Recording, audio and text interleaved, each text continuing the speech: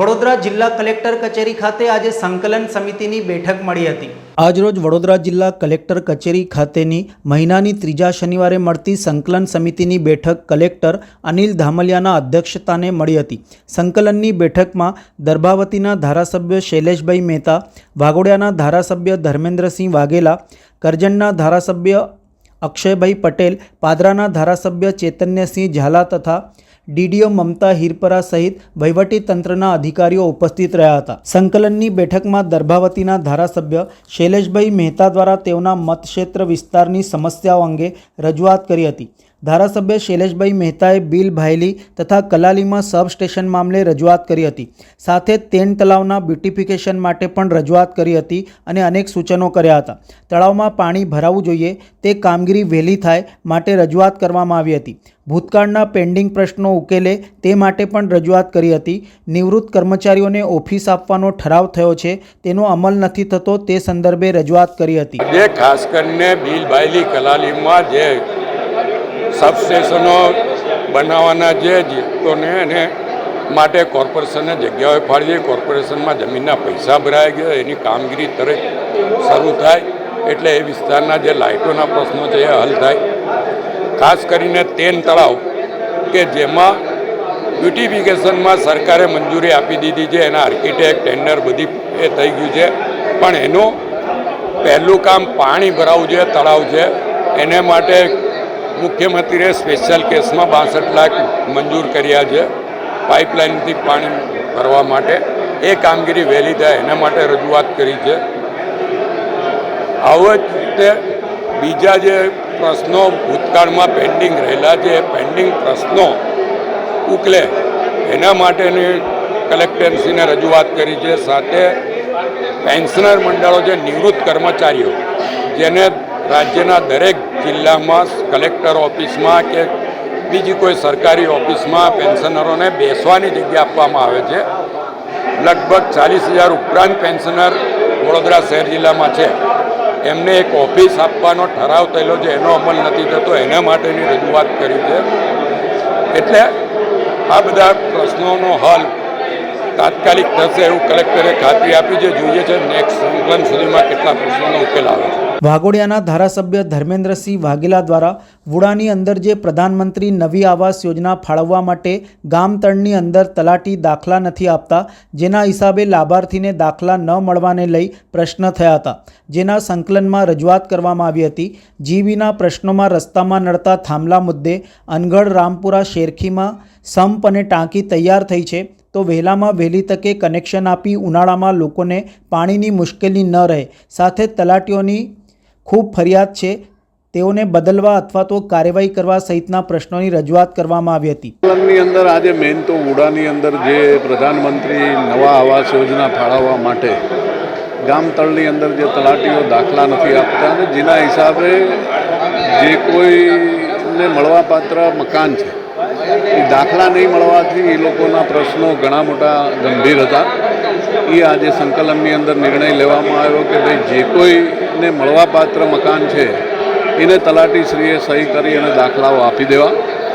જીઈબીના ઘણા મોટા પ્રશ્નો છે કે જે જગ્યાઓએ રસ્તામાં નડતરરૂપ થાંભલાઓ હોય, ભવિષ્યમાં ત્યાં રોડ આવવાનો હોય, ડ્રેનેજ આવવાનો હોય, એવી જગ્યાએ જે આ લોકોએ થાંભલા નાખી દે છે તો નગરપાલિકા કે પંચાયતને સંકલનમાં લઈને આ કામો કરવા। પછી અમારા અનગઢ છે, રામપુરા છે, શેરખી છે, એ બધા ગામોમાં પંપ અને સંપ અને ટાંકી તૈયાર થઈ ગઈ છે તો એમાં વહેલામાં વહેલી તકે કનેક્શન આપી અને ઉનાળામાં લોકોને પાણીની મુશ્કેલી ના પડે।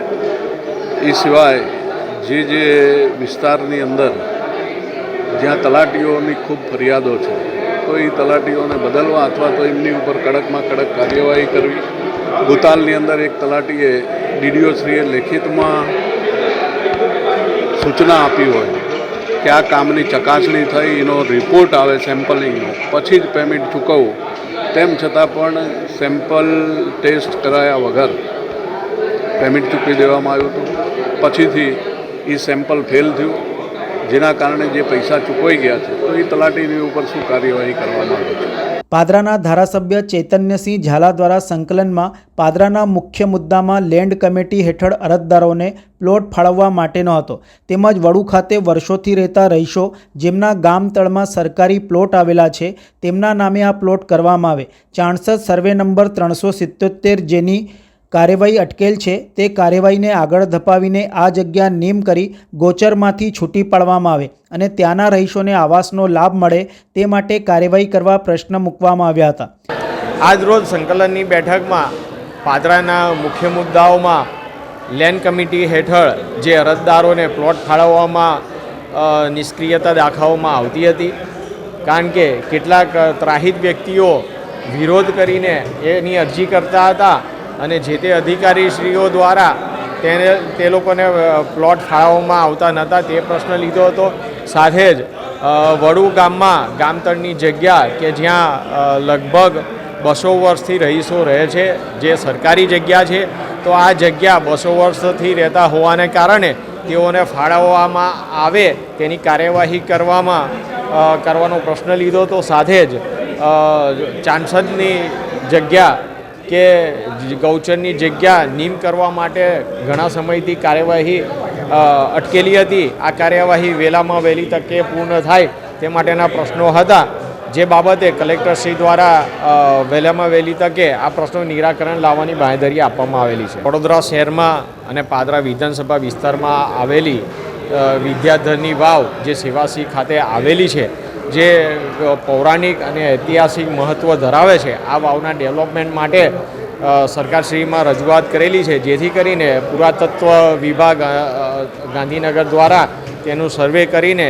આ વાવનું ડેવલપમેન્ટ કરવા અને તેનું મહત્ત્વ જળવાઈ રહે તે માટેના કામો લેવા માટે કાર્યવાહી હાથ ધરવામાં આવેલી છે. ના, કેટલાક જૂના પ્રશ્નો હતા જેનું નિરાકરણ નથી આવ્યું, તો એ પ્રશ્નો આજની સંકલનમાં પણ લેવામાં આવ્યા છે અને મિનિસ્ટ બનાવીને ફરીની સંકલનમાં આ તમામ પ્રશ્નોનું સમાધાન થાય એ પ્રમાણે કલેક્ટરશ્રી દ્વારા સૂચના જે તે અધિકારીઓને આપવામાં આવેલી છે. કલેક્ટર અનિલ ધામેલિયાએ સંકલનની બેઠક સંદર્ભે તથા ધારાસભ્યો દ્વારા રજૂ કરેલ પ્રશ્નોની વિગતવાર ચર્ચા કરી તેના નિકાલ માટેના સૂચનો સંબંધિત અધિકારીઓને આપ્યા હતા.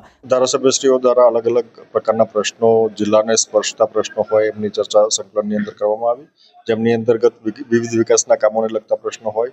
આ સિવાય આપણે સ્થાનિકે જે અલગ અલગ વિભાગોની અંદર સંકલનના પ્રશ્નો હોય, જમીનની માંગણીના લગતા પ્રશ્નો હોય, એ તમામ પ્રશ્નોની વિગતવાર ચર્ચા કરેલી છે. એમના નિકાલ માટેના સૂચનો પણ આપણે સંદર્ભિત અધિકારીઓને આપ્યા છે. વિવિધ પ્રકારના સૂચનો પણ અલગ અલગ સમિતિમાં થયેલા છે, જેમાં જિલ્લા પ્રવાસન સમિતિઓની અંદર વિવિધ ધારાસભ્યના સૂચનો આવ્યા છે, જે અંતર્ગત આપણે હાલના તબક્કે કાર્યવાહી ચાલુમાં છે. સંકલનની બેઠકમાં જિલ્લા પંચાયત પ્રમુખ, ધારાસભ્યો, ડીડીઓ, નિવાસી અધિક કલેક્ટર, પ્રાંત અધિકારીઓ સહિત અધિકારીઓ ઉપસ્થિત રહ્યા હતા.